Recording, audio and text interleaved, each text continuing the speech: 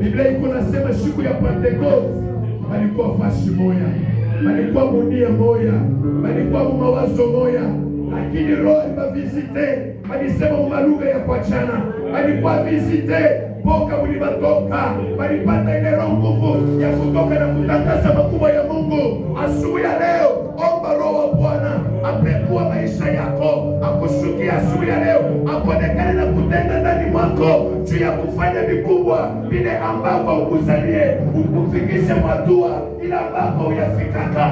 Tuombe Roho atusaidie, tuombe Roho atukuse jina la Yesu Kristo.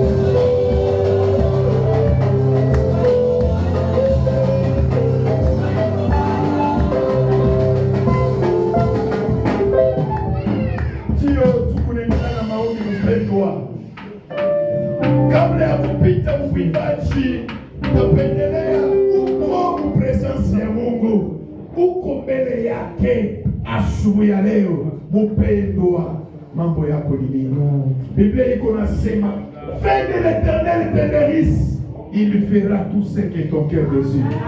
Mungu anapenda sana hivi lukaribia mbele yake asubuhi ya leo, kwa kuwa unamupatia heshima, unaonesha ya kama bila yeye hautafanya kitu. Hivi utaingia katika malombi, huku namwambia, nataka unipegue, nataka unipe jibu, nataka unipe solution. Maneno ninakuwa nayo nisitoke vile nilikuja hapa, ni vile yeye alisema ya kama hakuna ule alikuwa mbele yake akarudi bila alikuya. Ingia katika maombi, huko namwambia Mungu akuvisite asubuhi ya leo, ili mashikwe yako ulilie Mungu. Mpendwa, inua sauti, anza kuomba jina la Yesu. Oh Yehova, ni wewe unapata majibu. Ni kwako tunakuja asubuhi ya leo. Mungu atuona wapi tunaweza kukimbilia? Maandiko nasema kule ule alikuwa mbele yako akarudi bila alikuya. Bwana, kimbilio na Bwana wetu Mungu, tole Yehova nafasi hapa. Ona kila mmoja wetu asubuhi ya leo. Yehova, Mungu ni wewe, Mungu ni wewe, wakupekua, wakufariji.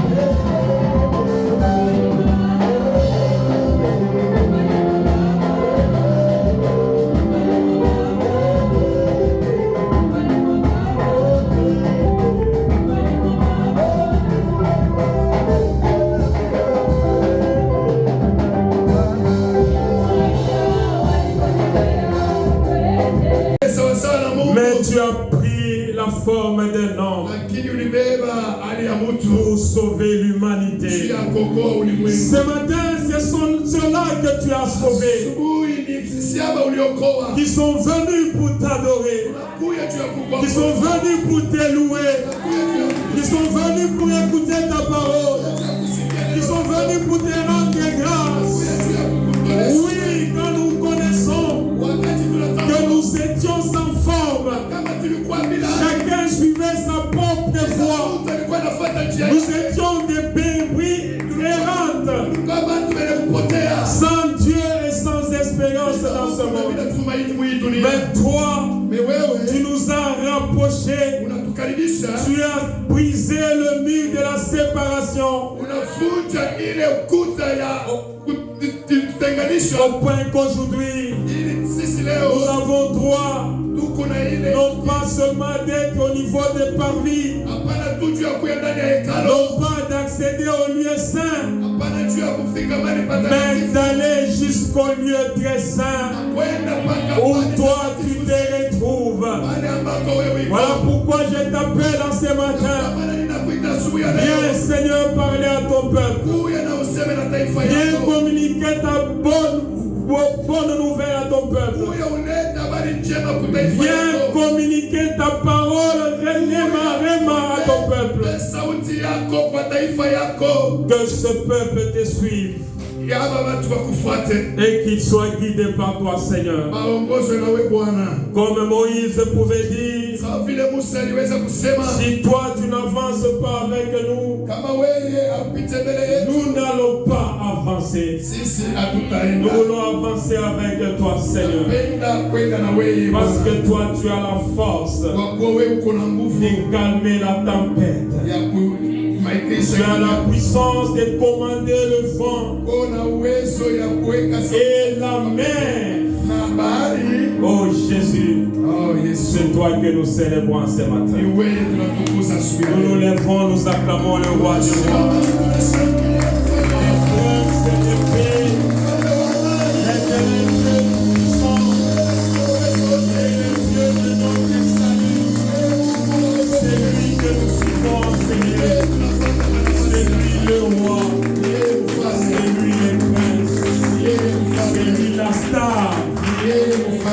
Alléluia.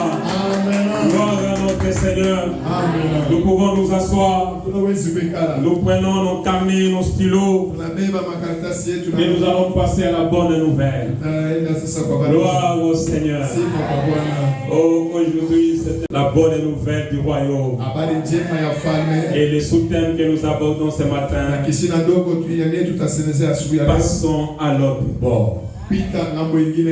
Passons à l'autre bord. Allons à l'autre bord. Bien-aimés dans le Seigneur, avant qu'on développe ces sous-thèmes, retenez ces sous-thèmes comme une parole réellement pour vous. Dieu vous demande de passer à l'autre bord. Il y a des choses qui peuvent se constituer un obstacle. Il y a des choses qui peuvent s'élever comme un vent contraire. Mais ce que nous avons à retenir, c'est l'ordre du Seigneur qui nous dit d'aller à l'autre bord. Gloire à notre Seigneur. C'est cette parole que nous retenons comme une promesse de Dieu et nous nous attachons à cette promesse-là. Quelles que soient les circonstances dans le parcours, nous saisissons l'ordre du Seigneur, c'est d'aller à l'autre bord. En ce matin, ne restez pas dans une zone que vous pouvez considérer comme une zone de confort. Mais Dieu vous appelle à aller à l'autre bord, à progresser, à évoluer, à faire la marche. Le chemin s'est fait en marchant. Gloire à notre Seigneur. Nous lisons avec Papa Yoshua, Marc 4. Marco chapitre 4 du 35e verset verset yake ya 35 au 41e verset. mpaka ku 41. Nous allons voir que dans cette référence, Tutaona ya kama mui nous avons 7 versets tuna mashairi tatu de saba et nous allons exploiter ces versets-là na ile mashairi ile en 6 points tutaifasiria mu manukta sita pour asseoir juu ya kuikala l'enseignement de la prédication de ce matin. juu ya kuikarisha mafundisho ala mahubiri ya siku ya leo. N'oublions pas les sous-thèmes que nous avons en ce matin. Tusisaulike kishinda kidogo tuko na Passons à l'autre bord. kwenda ngambo ingine. C'est dans les enseignements sur la foi que nous avons commencé au mois d'avril. Ni kupitia mafundisho ya imani ile tulianza. Lisons la parole de Dieu avec l'homme de Dieu, Papa Yo. Du 35e au 41e verset. Verset yake ya 35 mpaka ku 41. Nous lisons Marc chapitre 4, 35e verset au 41e verset au nom de Jésus. Ce même jour, sur le soir, Jésus leur dit, passons à l'autre bord. Alléluia. Après avoir envoyé la foule, ils l'amenèrent dans la barque où il se trouvait. Il y avait aussi d'autres barques avec lui. Il s'éleva un grand tourbillon et le flot se jetait dans la barque au point qu'elle se remplissait déjà. Et lui, il dormait à la poupe sur le coussin.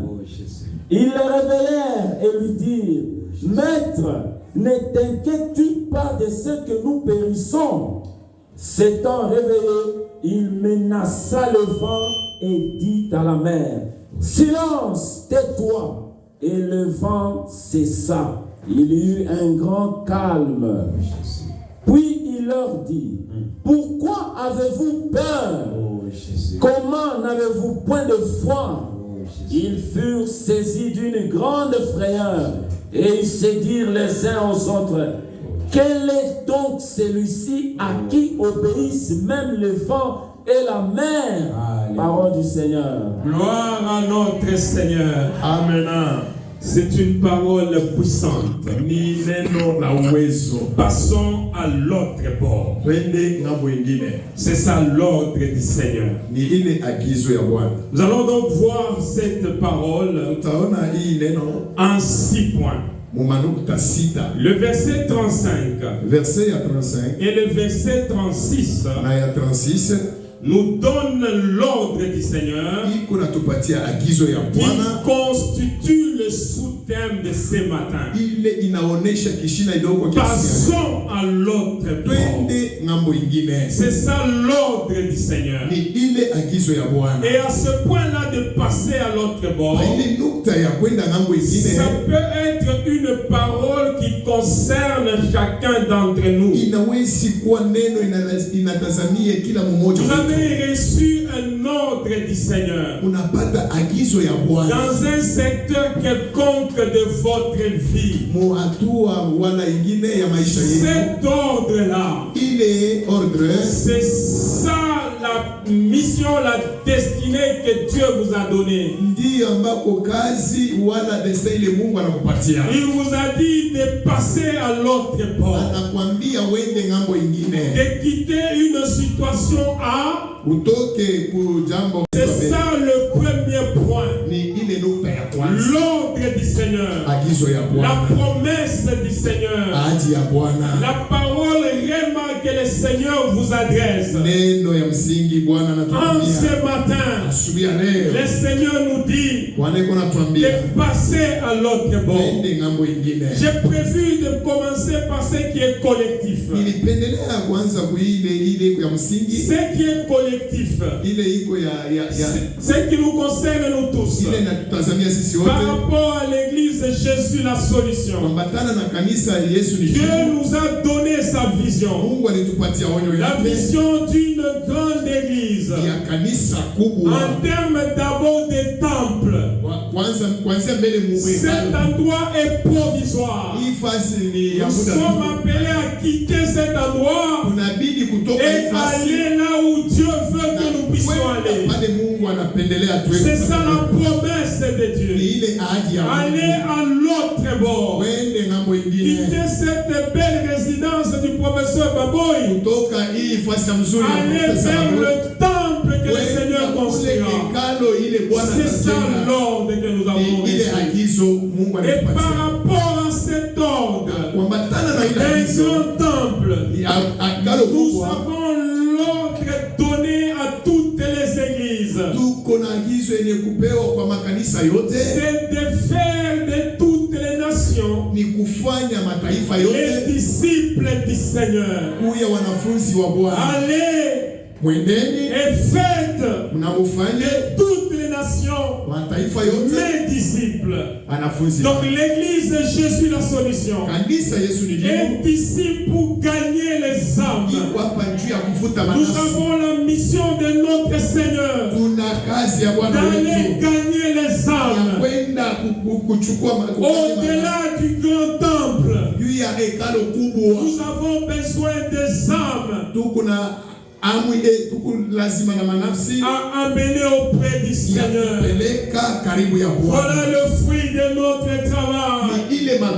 Nous avons sorti des gens des lieux quelconques pour les amener vers le Seigneur Jésus-Christ. C'est ça que nous présenterons à notre Dieu de notre séjour ici sur la terre. Qu'est-ce que nous avons fait? Nous avons répandu l'évangile. Nous avons prêché la bonne nouvelle. Et nous avons amené les âmes à Christ. Ce grand temple doit avoir des gens. Et ces gens proviendront de l'évangélisme. Tout un chacun d'entre nous. Gloire à notre Seigneur. Gloire à notre Seigneur. Voilà l'ordre que nous avons reçu. Allons gagner les âmes. Amener les âmes auprès de notre Seigneur Jésus-Christ. Nous avons mission de dépeupler les camps de l'ennemi et d'amener ces gens vers le royaume de Dieu. Alléluia. Si nous avons goûté que le Seigneur est bon, nous devons avoir la promptitude, la souplesse, la vitesse d'aller dire aux autres de ce côté. Les choses sont bonnes. Alléluia.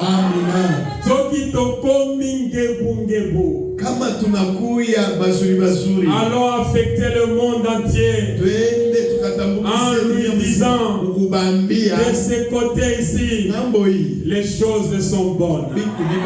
L'évangile n'est pas difficile. Il faut seulement dire aux autres, Dieu vous a aimé et il a envoyé son fils unique, Jésus, afin que vous, si vous croyez en lui, que vous ne puissiez plus périr, mais que vous puissiez avoir la vie éternelle. Alors comme il va vouloir avoir les témoignages, c'est là que vous allez lui dire, moi ici, j'étais ceci, j'étais cela, mais le Dieu du ciel m'a sorti de cette situation-là vers la situation actuelle. Maintenant, vous me regardez, vous m'admirez, mais le secret est en Christ. Gloire à notre Seigneur. Passons à l'autre bord. Tel est l'ordre reçu du Seigneur.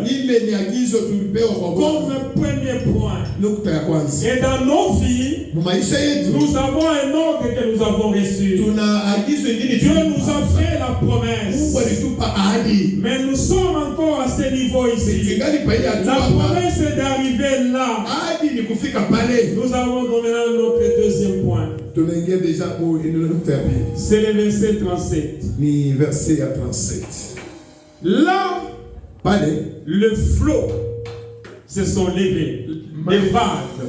Zuruba balikuwa katika mtumbo. Et en l'ordre du Seigneur Benikuwa na agizo ya Bwana d'aller de l'autre côté. juu ya kwenda na mwingine. Mais lors de la traversée, Wakati balikuwa beko natambuka, les vagues se sont levées. Zuruba inalamuka. Le deuxième point, Ile inakuwa nukta ya pili. dans la marche vers la destinée, Mwenendo kwenda kule balianza kwenda. il y a des circonstances contraires Kunakuwa maneno ya kipindupindu qui peuvent s'élever. ile inaweza kushimama. Des vagues, Mazuruba, des flots.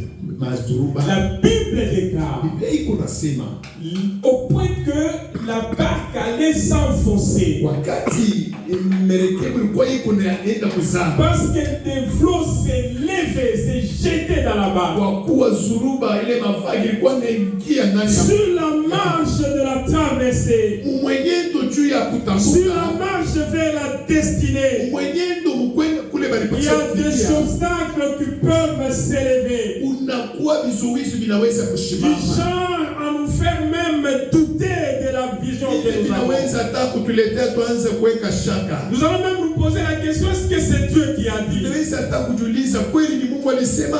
Passons à l'autre bord. Twende ngambo ingine, C'est Dieu qui l'a ni dit. Mungu alisema. C'est Jésus qui a dit cela. Yesu alisema ile kwa Mais wanafunzi. dans la traversée, Ile wakati ya la kutambuka, mer s'est agitée. bahari ilitingizika, De l'eau s'est jetée au niveau de la barque. mai ikafika na kuingia Et mumutumbo, la barque devait s'enfoncer. na merekebu ilibidi kuzama. Les disciples ont eu peur. Wanafunzi banapata boga. Oui, c'est la peur que vous avez maintenant. Ya kweli ni boka huko nabo Vous hapa êtes en sasa. train de vous poser la question, Huku nejiuliza, est-ce que je m'en sortirai? kweli niye nitendelea? Est-ce que cette situation va passer? Hii jambo itapita? Restons à ce qui est collectif. Tubakie mwili na tutazamia. La vision d'un grand temple.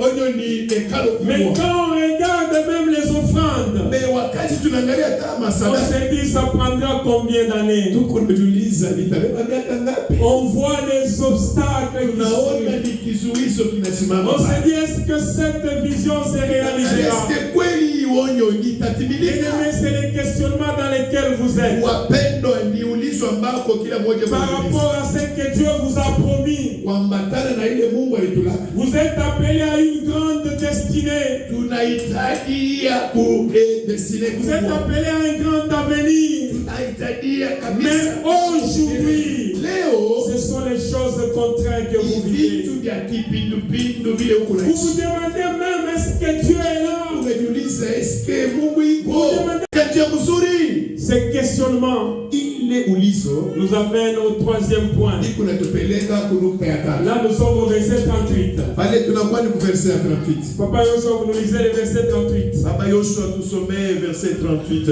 Oh, alléluia. Amina. Oh, Jésus. Marc 4, verset 38. Okay. Et lui, Alléluia. Et- Et lui, arrêtez-vous là. Lui, c'est Jésus. Ule ni Yesu. Il était dans la barque. Alikuwa mule mumerekebu. Pendant que les disciples s'agitaient. Wakati wanafunzi walikuwa wewe Pendant que la mer se soulevait. wakati bahari Pendant ilitomboka, que la barque commençait à tanguer. ile merekebu ilikuwa iko natingisika. J'ai fait Kalemi Ouvira Mimi naangalia Karemi, ni kule toka Karemi par kwenda Uvira, bateau. kupitia Et bateau. justement, lors du dernier voyage, Mu safari ya mwisho les bateaux bougeaient à tous les vents. merekebu ikaanza C'était la mort qui était visible. ilikuwa ni kifo Les kilionekana. gens commençaient à vomir. Watu wakaanza kutapika. Et moi, j'avais ma canne à sucre Mimi nilikuwa na mua pour yangu arrêter les vomissements. juu ya kusimamisha. Et je savais Nilijua que malgré les vagues, hata kama kuko je pepo vais arriver à Kalemi. tafika Je kukaribia ne veux pas m'engloutir dans cette eau. sita kufia mumai, Parce que Dieu savait kwa kuwa Mungu que alijua plusieurs temps après, ya kama je serai en train de vous prêcher. takuwa niko na bibi. Passons à l'autre bord. Twende ngambo ingine. C'était en 96, Ilikuwa mu lors 1996 du dernier voyage par bateau safari ya mwisho ya entre bateau Kalemi et Ouvira. Uvira. Ce sont des choses quand je les prêche. Je sais c'est quoi. Je sais c'est quoi les flots. Je sais c'est quoi les vagues. Et vous êtes dans l'eau. Si vous entrez dans l'eau là, la probabilité d'être sauvé n'est pas évidente. C'est ça qui faisait la peur des disciples. Vous êtes en pleine eau maintenant, avec des vagues. Vous vous posez la question, comment ça sera? Mais voilà l'attitude de Jésus. Continuons avec la lecture. Alléluia. Nous continuons. 38. Jésus. Et lui, il dormait à la poupe sur le coussin. Alléluia. Il les réveillait et lui dit, Maître, ne t'inquiètes-tu pas de ce que nous périssons? Gloire. La Bible dit, il les réveillait. Maître, tu ne t'inquiètes pas que nous périssons. C'est un cri d'alarme. Quand des situations nous troublent, crions vers Dieu. Alléluia. Amen. Il n'est pas absent. Il dit au peuple d'Israël, s'adressant à Moïse, j'ai vu la souffrance de mon peuple. J'ai écouté les cris que les font pousser les Égyptiens. Et j'ai décidé de pouvoir les sauver. En ce matin, tu vas écouter nos cris. Il a vu notre souffrance. Il va écouter nos cris. Nous n'allons pas appeler l'ONU. Nous n'allons pas appeler l'Union africaine. Nous allons appeler les dieux de gloire. Alléluia. Jésus dormait. On l'a réveillé. 39. Papa déjà lu, nous allons parler de ça. 39. 39, le verset 39. Le verset 39. C'est le quatrième point. Le quatrième point. Jésus menaça la mer. Et le vent. Le calme est revenu. Donc, au niveau du quatrième point, Jésus a calmé la tempête. Je voudrais ce matin que Jésus-Christ calme la tempête dans votre vie. Que tous ceux qui s'est levé pour contrecarrer le plan de Dieu dans votre vie, que cela soit calmé au nom de Jésus. Oh Jésus, c'est toi que nous appelons, c'est toi que nous implorons. Viens calmer la tempête dans nos vies. Viens changer les circonstances. Viens amener les calmes là où nous étions agités. Cette situation ne te dépasse pas. Nous faisons appel à toi, Jésus. Viens calmer la tempête. Viens ordonner au vent de pouvoir s'arrêter. Au quatrième point, Jésus calma la tempête. Dans ce dimanche, que Jésus calme la tempête dans votre vie. Jésus calme la tempête en RDC. Que Jésus calme la tempête à Lubumbashi. Que la paix revienne au pays.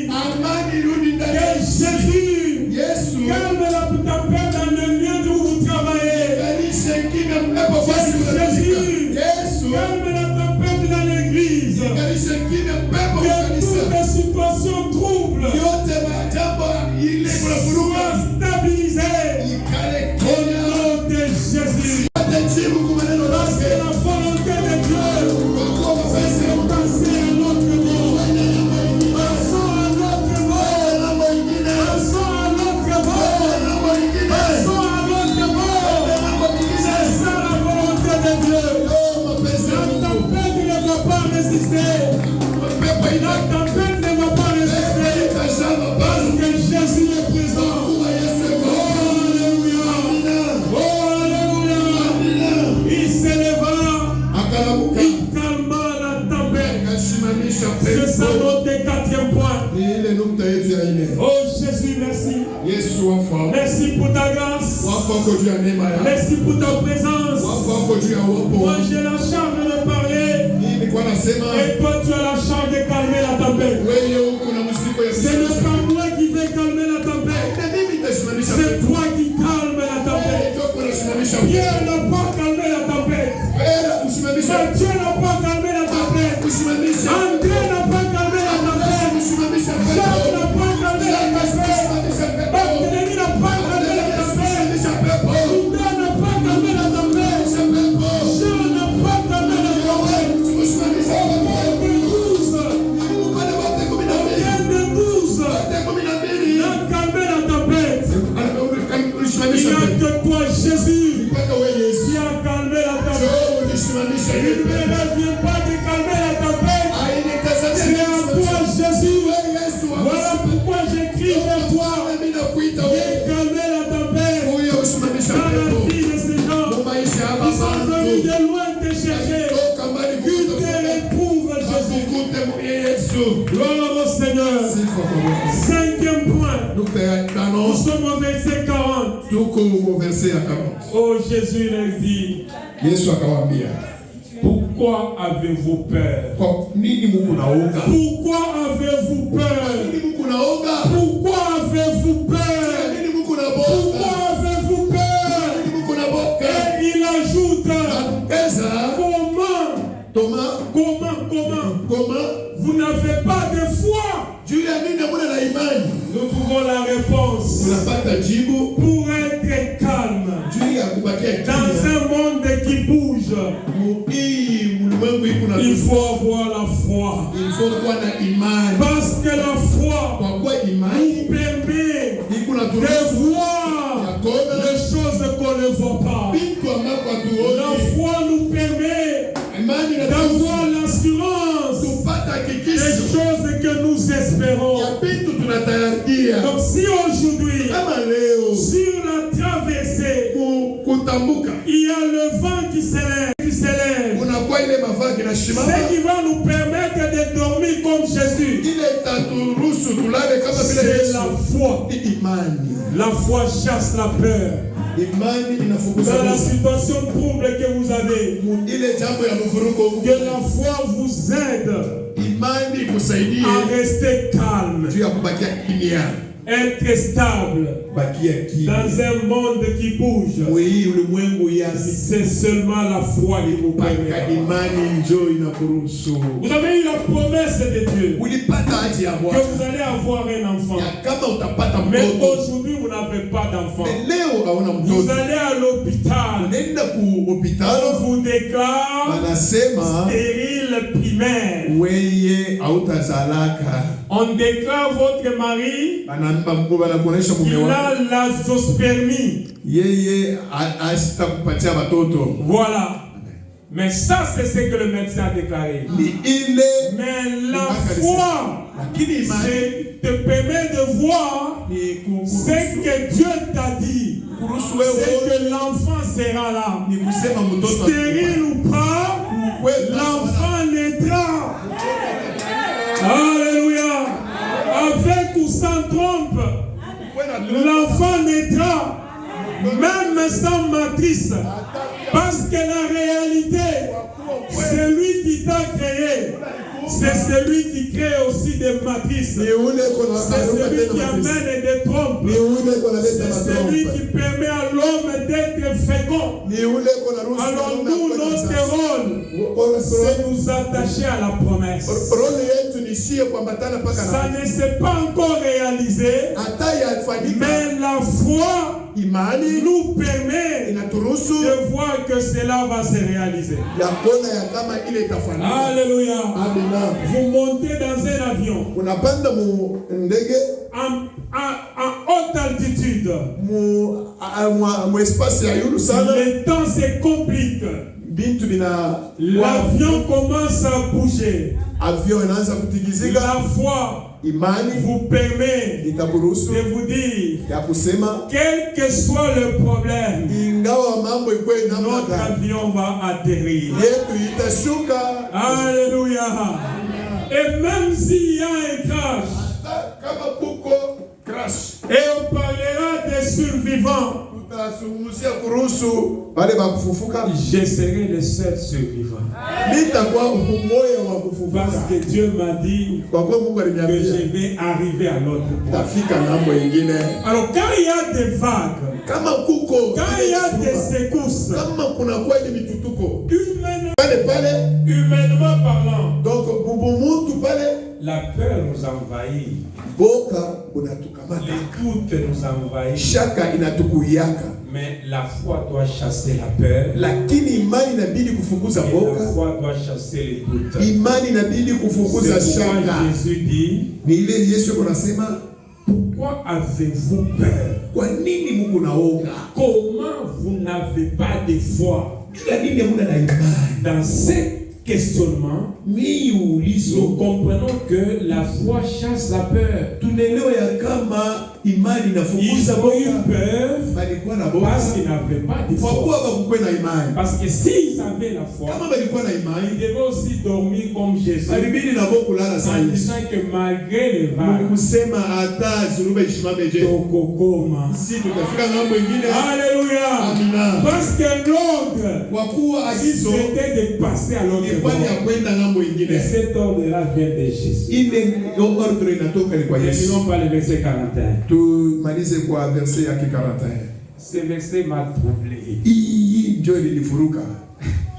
Les disciples se dirent entre eux, qui est celui-ci à qui obéissent même les vents et la mer? Vous avez la réponse. C'est qui celui-là? C'est le Dieu de toute puissance. C'est Jésus-Christ de Nazareth. C'est lui le Messie. Dans la barque, il avait toute la puissance de la divinité. Le vent doit l'obéir. La mer doit l'obéir. Parce qu'il est le Dieu créateur. Qui est celui-ci? Sixième point. À qui obéissent le vent et la mer? Nous répondons, celui-là, c'est le ressuscité du troisième jour. Celui-là, c'est le prince de paix. Celui-là, c'est Jésus. C'est le Dieu tout-puissant. Rien n'est difficile à lui. Rien n'est impossible à lui. Il a la puissance de calmer la mer. Il a la puissance d'ordonner au vent de s'arrêter. Il est le tout-puissant. Il est jamais un recul. Je suis allé voir les récits, les textes, les explications qui sont avant Marc 4. J'ai trouvé que Jésus avait déjà guéri les paralytiques. Jésus avait déjà délivré les démoniaques. Jésus avait déjà guéri plusieurs maladies. Là, c'est verset 2, le chapitre 2 plutôt. Le chapitre 3. Nous voyons tout ce que Jésus avait déjà fait. Et les disciples avaient déjà vu ça. Mais quand ils étaient dans la mer, ils ont accepté que Jésus peut guérir les malades. Ils ont accepté que Jésus peut délivrer les paralytiques. Ils ont accepté que Jésus peut délivrer les démoniaques. Mais ils n'avaient pas accepté que Jésus pouvait commander au vent et à la mer de cette terre.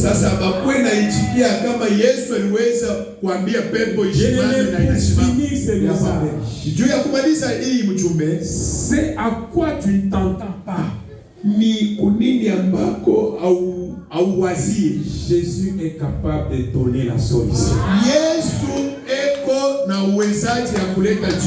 Bible déclare, il agit au-delà de ce que nous pensons ou demandons.